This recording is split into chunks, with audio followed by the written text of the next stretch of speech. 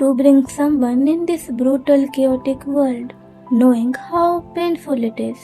Is that compassion, love, or self-indulged delusion?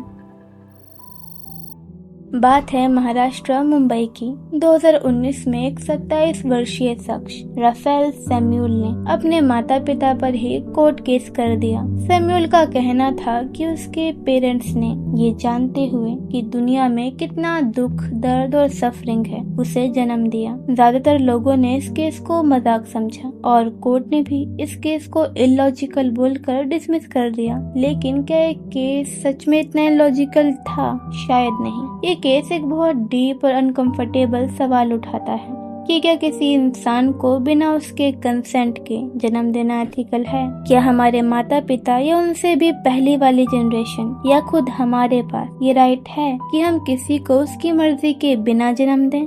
आज की video इन्हीं क्वेश्चंस और एक ऐसी फिलॉसफी पर है जो ना सिर्फ हमारे डिसीजन बल्कि हमारे एग्जिस्टेंस को भी चैलेंज करती है। आज हम एक्सप्लोर करेंगे एंटी नेटलिज्म की फिलॉसफी को, लेकिन इस केस के पर्सपेक्टिव से।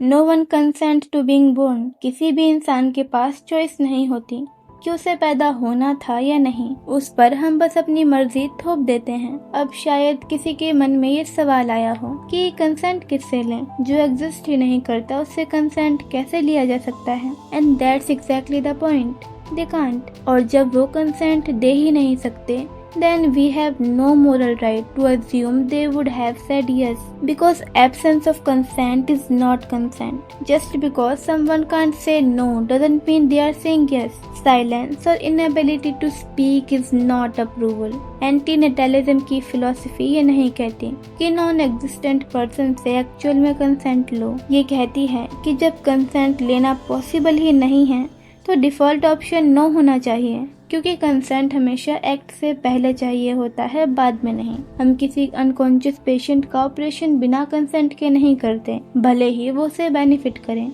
जब कोई हाँ या ना नहीं कह सकता तो आपको रुकना चाहिए, क्योंकि आपकी अजम्पशन उनकी परमिशन नहीं होती। क्या आपके पास एक गूंगे पर्सन को मारने का राइट आ जाता है बस इसलिए क्योंकि वो बोल नहीं सकता, क्योंकि वो ना नहीं कर पाया? तो फिर ये फ्लॉ से भरा हुआ लॉजिक हम बर्थ जैसे एक्शन के लिए क्यों यूज करते हैं? Non existence harm no one, existence does. तुम किसी को हर्ट कर देते हो या उन्हें उस दर्द में देखते हो जिससे तुम उन्हें चाहकर भी नहीं निकाल सकते, तब तुम्हें कैसा महसूस होता है? पर एक सिंपल सा सवाल है, क्या कोई ऐसे इंसान को हर्ट कर सकता है जो एग्जिस्ट ही नहीं करता?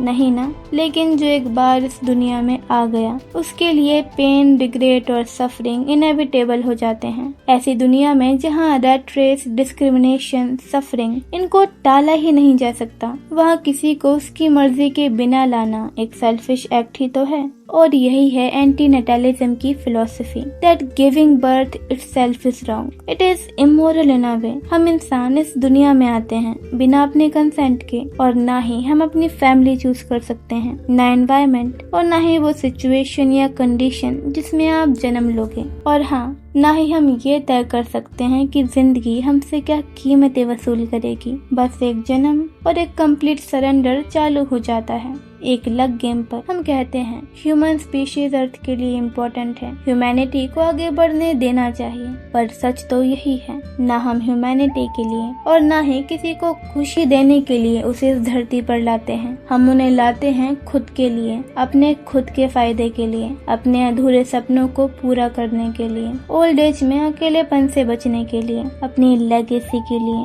अपने नाम को जिंदा रखने के लिए, अपने ब्लड लाइन को एक्सटेंड करने के लिए, क्योंकि हम चाहते हैं हमारे बाद भी कोई हो जो हमारे नाम को आगे ले जाए। और यही स्टेटस की भूख आपको सब कुछ जस्टिफाई कर देती है। देखा जाए तो हम किसी को ऐसी दुनिया में धकेल देते हैं जहाँ पेन गारंटेड है और हैप्पीनेस अनसर्टेन। फिर क्या? सेम चीज रिपीट होती है, वो भी किसी और को जन्म देते हैं अपने तन्हाई से बचने के लिए। ये साइकिल कभी नहीं रुकता। एक इंसान दूसरे इंसान को बस सरवाइव करने के लिए ही तो लाता है, आई रियली डोंट नो कि एंटीनेटलिज्म की फिलॉसफी लॉजिकल या फिर एथिकल है कि नहीं, पर इसका मेन थीम यही है कि किसी को जन्म देकर ऐसा काम मत करो जिसका बोझ उसे जिंदगी भर उठाना पड़े। Not because we hate life but because we know what life can do to someone who never ask for it. और अगर कोई कहे कि आत्मा अमर है, ना जन्म लेती है और ना ही मरती है,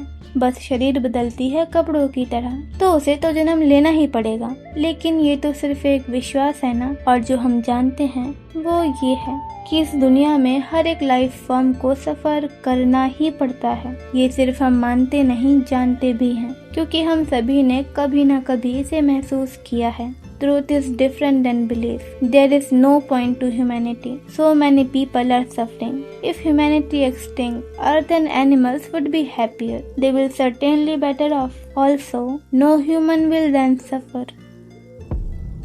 According to the philosophy of antinatalism, human existence is totally pointless. आपका क्या विचार है इस केस और इस फिलॉसफी को लेकर? You never choose to be born. None of us did. Yet we all live as we made that choice. Strange, isn't it?